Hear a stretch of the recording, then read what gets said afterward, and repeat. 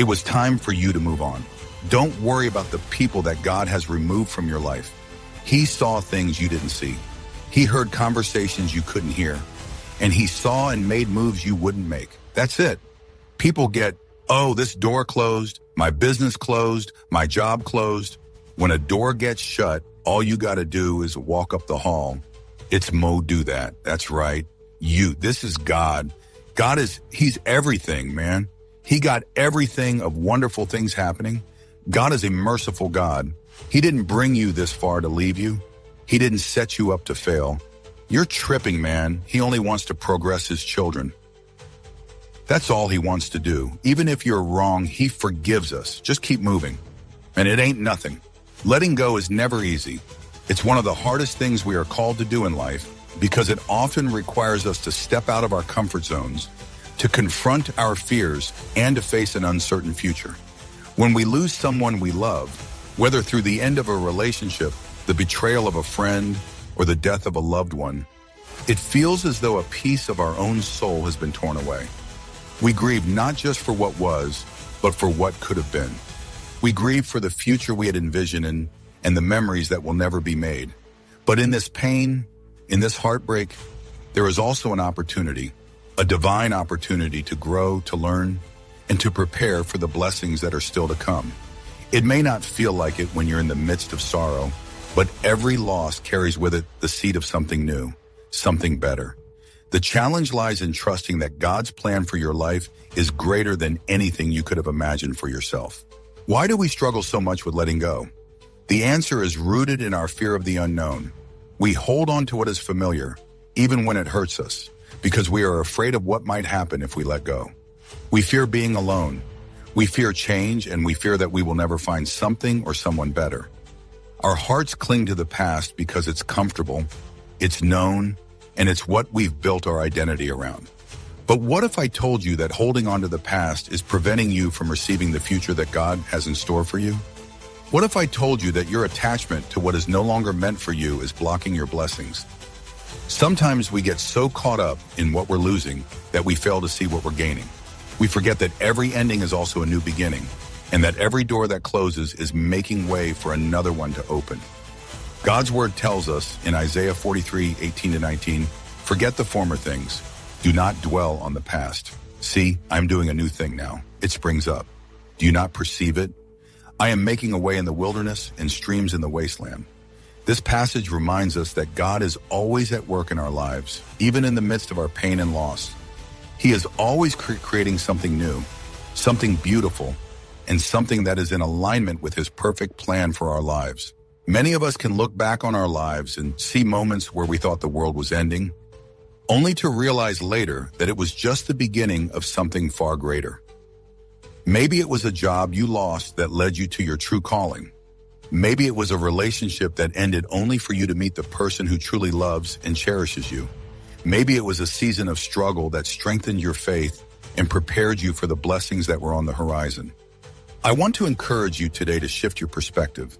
Instead of seeing your loss as a punishment or a sign of failure, see it as a blessing in disguise.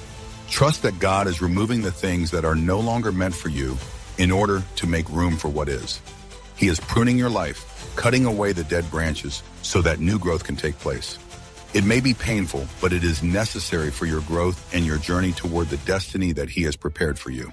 One of the most difficult things to accept in life is that God's timing is not our timing. We live in a world that values instant gratification, where we expect our prayers to be answered immediately and our problems to be solved overnight. But God doesn't work that way.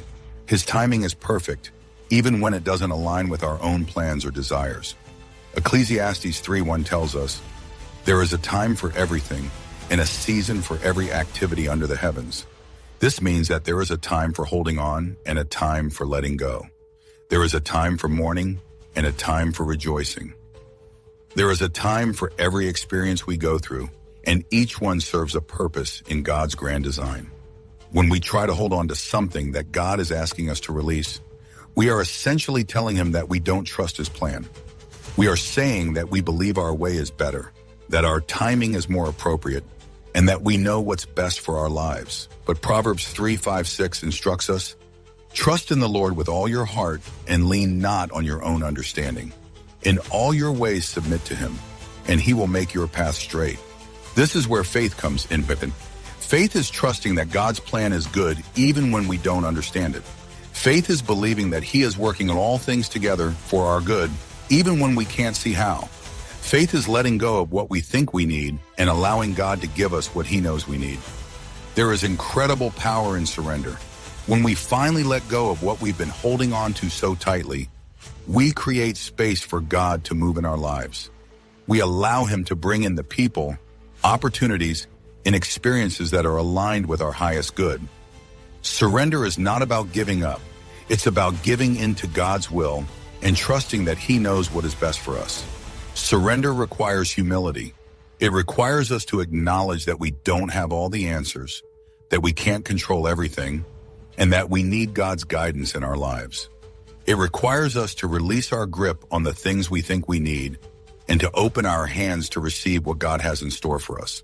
It's important to remember that surrender is a process. It doesn't happen overnight, and it often requires us to go through a period of grieving and healing.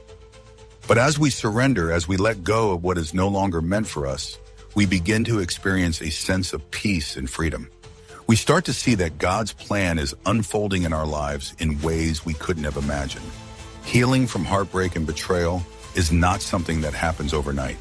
It's a journey, one that requires time, patience, and self-compassion. It's important to allow yourself to feel the emotions that come with loss, to grieve, to cry, to express your anger and frustration. But it's equally important not to stay stuck in those emotions. Healing begins when we choose to release the past and embrace the future that God has for us. One of the most powerful steps you can take in your healing journey is forgiveness. Forgiveness is not about condoning the actions of those who have hurt you. It's about freeing yourself from the burden of bitterness and resentment. When we hold on to anger and resentment, we are the ones who suffer. But when we forgive, we release ourselves from the chains of the past and open ourselves up to the healing and peace that God wants to give us. Another important step in the healing process is to focus on your relationship with God. Spend time in prayer, seeking his guidance and comfort. Read his word and allow it to speak to your heart. Surround yourself with a community of believers who can support you, encourage you, and remind you of God's promises. As you draw closer to God, you will find that he begins to fill the empty spaces in your heart with his love and peace. It's also important to take care of yourself during this time. Engage in activities that bring you joy and fulfillment. Spend time with loved ones who uplift and support you. Focus on your physical, emotional, and spiritual well-being. Remember that you are a child of God, and you deserve to be treated with love and respect. As you begin to heal and move forward, you will start to see that God is leading you into a new season of your life. This new season may look different from what you had envisioned, but it is filled with opportunities for growth, joy, and fulfillment. It is a season where God's blessings will unfold in ways that you couldn't have imagined. In this new season, you will begin to attract the people and opportunities that are in alignment with your purpose. You will find that doors will open that were once closed, and new relationships will form that bring you joy and fulfillment. You will start to see the beauty in the journey, even in the moments of pain and struggle. You will come to understand that every experience, every loss, and every challenge was preparing you for the blessings that are now manifesting in your life. It's important to remember that you don't have to have it all figured out right now. Trust that God is guiding your steps and that he will reveal his plan to you in his perfect timing. Be patient with yourself and allow yourself to grow and evolve in this new season. Grace the unknown with faith and confidence, knowing that God has something better in store for you. As I come to the close of this message, I want to leave you with a final word of encouragement. No matter what you have been through, no matter how difficult the journey has been, know that God has a plan for your life that is good, that is beautiful, and that is filled with hope. He sees your pain, he knows your struggles, and he is with you every step of the way. When you are faced with the challenge of letting go, remember that God's plans are greater than your own. Trust that he is working all things together for your good, even when you can't see it. Let go of what is no longer meant for you and make room for the new blessings that are on the way. Hold on to the truth that God is something better for you. He has a future filled with hope, joy, and purpose. And as you walk forward in faith, you will come to see that the best is yet to come. Thank you, and may God bless you on your journey of healing and renewal.